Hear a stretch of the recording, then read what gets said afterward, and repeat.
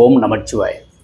நீங்கள் ஒரு வீடு கட்டியிருக்கீங்க அல்லது கட்டியிருக்கிற வீட்டில் வந்து ஏதோ வாஸ்து பிழை, சுப நிகழ்ச்சிகள் தடைபடுது, நோய் நொடிகள் ஏதோ ஒரு வகையில் வந்து சரியாகவே வரமாட்டேங்குது, பையனுக்கு கல்யாணம் நடக்க மாட்டேங்குது, இல்லை பொண்ணுக்கு குழந்தை கிடைக்கிறதுக்கு காலதாமதம் ஏற்படுது. அதுக்கு நல்ல வந்து ஒரு பரிகாரம் சொல்லுங்கள் சார். வீடும் மாறணும், எங்களுடைய கோரிக்கையும் நிறைவேறும். மதுரை மீனாட்சி அம்மன் கோவிலில் 8 கால பூஜை நடக்கும். ஏதாவது ஒரு கால பூஜையாவது நீங்கள் போய் பாருங்கள். 8மே பார்த்தோம்னாக்கா அடுத்த பிறவி கிடையாது. அதில் காலையில் நீங்கள் வந்து அந்த பூஜையை பார்த்தீங்கன்னாக்கா குழந்தை பாக்கியமும் திருமண தடையும் நீங்கள். அதுக்கு பேர் தான் திருவனந்தல் பூஜைன்னு சொல்லுவாங்க.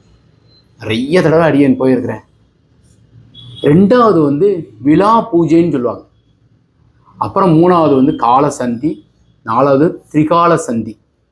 அப்புறம் வந்து 1 மணிக்கு கோவில் சாத்துறதுக்கு உண்டான நேரத்தில் உச்சிக்கால பூஜைன்னு நடக்கும். எவ்வளோ கூட்டம் இருந்தாலும் அந்த நேரத்தில் முடிச்சிருவாங்க உச்சிக்கால பூஜை. அதுக்கப்புறம் அங்கே வந்து அன்னதானமெல்லாம் நடந்துகிட்ருக்கும். உச்சிக்கால பூஜை நீங்கள் வாய்ப்பு இருக்கிறவங்க பாருங்கள். சாயரட்ச பூஜை 4 மணிக்கு கோவில் வந்து திறப்பாங்க. இது மார்கழி மாதம் தவிர மிச்ச நேரத்துலலாம் இதே தான் நடக்கும். சாயரட்ச பூஜை. அர்த்த ஜாம பூஜைன்னு ஒன்று நடக்கும். கடைசியாக தான் பள்ளியறை பூஜை. குழந்தை பாக்கியத்திற்கு உண்டானது. மீனாட்சி கிட்ட வந்து சிவபெருமான் வர்ற அமைப்பு. சிவபெருமான் அங்கேருந்து வருவார், ராஜாவாக வருவார். மீனாட்சி வந்து 24 மணி நேரமும் வந்து விழிச்சுக்கிட்டே இருப்பார். மீன்கள் தூங்குறது இல்லைன்னு சொல்லுவாங்க. மீன் ஆட்சி அப்படின்றது மீனாட்சி.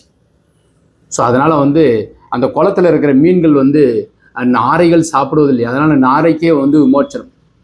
மீனாட்சிகிட்ட இருக்கிறதுல வந்து என்ன வேண்டுதல்னாக்கா நம்ம என்ன வைக்கிறோமோ அது அப்படியே நடக்கும்.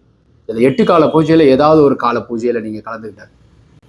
மீனாட்சிக்கிட்ட ஒரு கிளி இருக்குமா? எதுக்காகனாக்கா சொன்னதே திரும்ப சொல்லிக்கிட்டே இருக்கணும். இந்த பக்தர் வந்து ஒன்று சொல்கிறோம்னாக்கா அந்த மீனாட்சிக்கிட்ட வந்து அந்த கிளி சொல்லிக்கிட்டே இருக்கணும், உடனே நிறைவேற்றி வைக்கும்.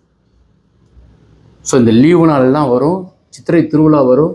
ஸோ வாய்ப்பு இருக்கிறவங்க வந்து மதுரையில் இருக்கிற அடியேன் நிறைய தடவை போயிருக்கிறேன், அடிக்கடி போயிட்டுருக்கிறேன். ஸோ நீங்கள் என்ன வேண்டுதல் வேணுமோ மீனாட்சி நடத்தி வைப்பாங்க. வணக்கம்.